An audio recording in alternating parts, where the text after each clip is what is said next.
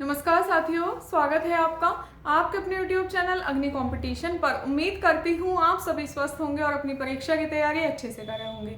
आज के वीडियो का टॉपिक है जो एसएससी स्टेनोग्राफर का रीस्किल लगा हुआ है 25 और 26 अप्रैल को, उसके लिए क्या लास्ट मिनट टिप्स रह सकते हैं, कौन सी ऐसी चीज़ें हैं जिनको फॉलो करके आप थोड़ी सी भी मिस्टेक से बच सकते हैं। कई बार ऐसा होता है कि आपकी डिक्टेशन बहुत अच्छी है, आप बहुत अच्छे से लिख भी रहे हैं, लेकिन लास्ट मोमेंट पे जाके एग्जाम हॉल में जाके कुछ ऐसा प्रेशर आ जाता है या कुछ ऐसी गलतियां हो जाती हैं जिनकी वजह से हम अच्छी खासी लिखते हुए डिक्टेशन को भी उतनी इफिशियंसी से और इतनी एक्यूरेसी से नहीं लिख पाते हैं। बाद में प्रॉब्लम होती है कि उसको ट्रांसक्राइब नहीं हो पाता। तो क्या कर सकते हैं?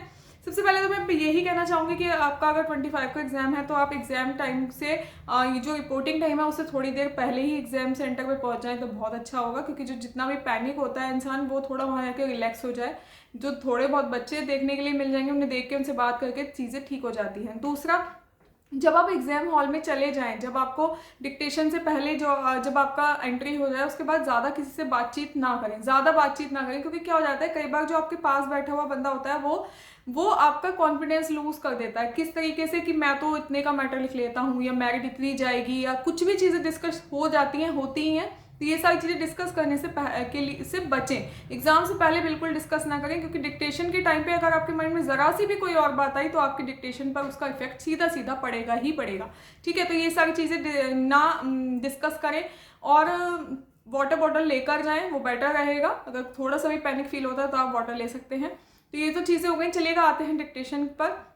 डिक्टेशन के लिए क्या है कि आप लोग को क्या करना है, ट्रायल, सबसे पहले ट्रायल होगा। ट्रायल के दौरान, ट्रायल का मतलब ये है कि अगर आपको कोई भी प्रॉब्लम है, कोई भी इशू है, चाहे वो साउंड से रिलेटेड हो, चाहे वो स्पीकर से रिलेटेड हो, आप वो चीज़ें तुरंत इन्विजिलेटर को बता दें और अपने वो चीज़ें रिजॉल्व हो सकें। ठीक है, तो जब ट्रायल होगा, आपको ट्रायल लेना है। ट्रायल के बाद सपोज आपको लग रहा है कि मेरा स्पीकर तक, मेरी जो स्पीकर की वॉइस है वो मेरे तक क्लियर नहीं आ पा रही है, वो आपको बता देना है।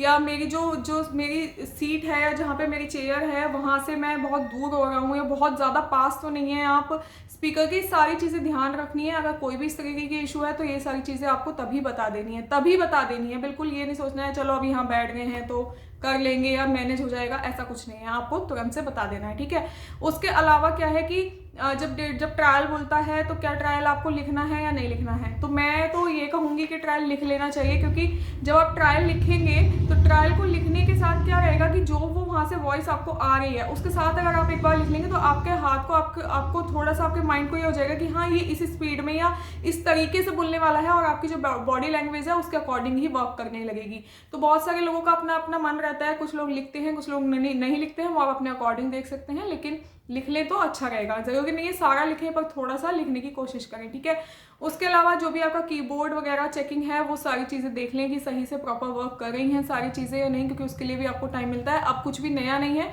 एक बार सब लोग देकर आ चुके हैं, तो ये सारी चीज़ें बताने की इतनी नीड ही नहीं है। ठीक है, जिसका फर्स्ट टाइम था उसका भी अब फर्स्ट टाइम नहीं रहा है, उसका भी अगर इंग्लिश स्टेनो है तो उसका थर्ड टाइम हो गया है, अगर हिंदी स्टेनो है तो उसका सेकंड टाइम है, मतलब फर्स्ट टाइम तो अब किसी का भी नहीं है। ठीक है, तो ये सारी चीज़ें सब चीज़ आपको पता ही होंगी किस तरीके से कीबोर्ड वगैरह को चेक करना है।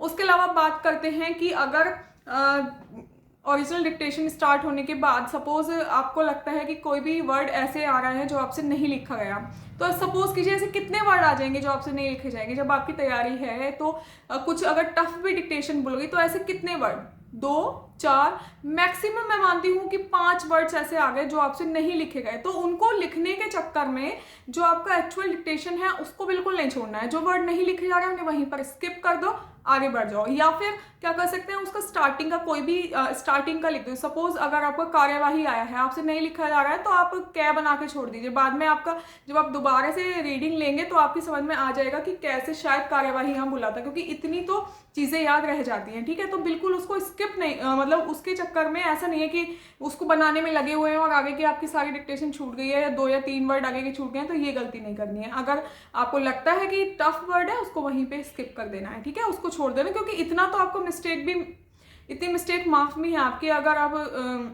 जर्नल से भी हैं तब भी, और अगर और भी अदर कैटेगरीज हैं तो उसमें भी कोई दिक्कत नहीं। ठीक है, 4 या 5 वर्ड आपको, अगर आप वो नहीं लिखेंगे तो आपको ज़्यादा अच्छा होगा, बजाय उसके कि आप उन्हें लिखने के चक्कर में बाकी सारी चीज़ें छोड़ दे रहे हैं। और क्या कर सकते हैं उसके अलावा क्या होता है, जैसे जो भी डिक्टेशन आपकी बोली जा रही है वो डिक्टेशन आप अपने माइंड में रिपीट ना करें, ठीक है, क्योंकि क्या हो जाता है ऐसा होता है कि कई बार हमारा माइंड रिपीट करने लगता है, जो वहाँ बोल रहा है वो चीज़ हम अपने माइंड में रिपीट करके फिर लिखते हैं। तो उससे क्या हो जाता है कि हमारी जो लिखने की स्पीड है उस पर इफेक्ट पड़ता है और आगे के वर्ड्स फिर हमारे स्किप होने लग जाते हैं। एक टाइम पे ऐसे आएगा हमारा माइंड भूलने लगेगा कि क्या बोल रहा था, क्योंकि हम पीछे का लिखने लगेंगे, आगे का छूटता जाएगा। तो ये नहीं करना है, जो वर्ड वहाँ बोल रहा है वही वर्ड आपको लिखना है, बिल्कुल माइंड में रिपीट नहीं करना है, ठीक है। उसके अलावा फोकस्ड रहना है बिल्कुल जो भी आ रहा है, क्योंकि वहाँ जाके वैसे एग्जाम हॉल में अपने आप ही सारी चीज़ें ठीक हो जाती है, फोकस्ड हो जाते हैं आप लोग। तो बेटर यही है कि नेगेटिविटी से बिल्कुल दूर रहना है, पॉजिटिव सोचना है। अब जो होना था हो चुका, ठीक है, आपके पास आज का और कल का दिन है, अपनी डिक्टेशन लिखिएगा, उसको ट्रांसक्राइब करिएगा। और उसके अलावा बिल्कुल अब इस टाइम पर लास्ट टाइम पे आके बिल्कुल भी ये ना देखें कि देखता हूँ ये वाली लिखी जाएगी या नहीं लिखी जाएगी, नहीं, इस टाइम पे आपको वो लिखनी है जो आपसे लिखी जाए। क्यों? क्योंकि इस टाइम आपको कॉन्फिडेंस की नीड है, ठीक है, कॉन्फिडेंस बूस्ट होना चाहिए। अगर कॉन्फिडेंस आपका बूस्ट है तो आप वहां पर जाके अगर थोड़ी टफ भी बोलती है वो भी लिख देंगे, लेकिन अगर आपको यहीं से लग गया कि पता नहीं मुझसे लिखी जाएगी या नहीं लिखी जाएगी, तो वहां जाके चीज़ें गड़बड़ हो सकती हैं। तो क्या करना है, बिल्कुल भी इस टाइम पे टफ नहीं लिखना है। जो चीज़ आप इजीली लिख, अगर आपकी 80 की स्पीड है, आपका डी का स्किल है, तो आप 85 तक लिखें, उससे ऊपर लिखने की कोशिश ही ना करें, ठीक है। लिख लेते हैं बहुत ही अच्छी बात है, इससे बढ़िया कुछ नहीं है। अगर बाई चांस अगर आपकी स्पीड 80 ही है तो 80 प्लस लिखने की कोशिश करें, ऐसा ना करें कि 90 की लिख रहे हैं, 95 की लिख रहे हैं, नहीं। अगर आपकी 100 का है तो आप 105 तक लिखें, 110 तक लिखें अगर लिख पा रहे हैं, वरना 100 की ही लिखें, क्योंकि मेन बात क्या है, इस टाइम पे कॉन्फिडेंस आपका बूस्ट होना चाहिए, ठीक है। तो ये कुछ टिप्स थे जो मुझे लगा कि मैं बता देती हूँ या शेयर कर देने चाहिए, मैंने शेयर कर दिए। आपको अच्छे लगे तो प्लीज़ वीडियो को शेयर कर दीजिएगा अपने फ्रेंड्स के साथ और चैनल को सब्सक्राइब कर लीजिएगा। मिलते हैं नेक्स्ट वीडियो में, बाय।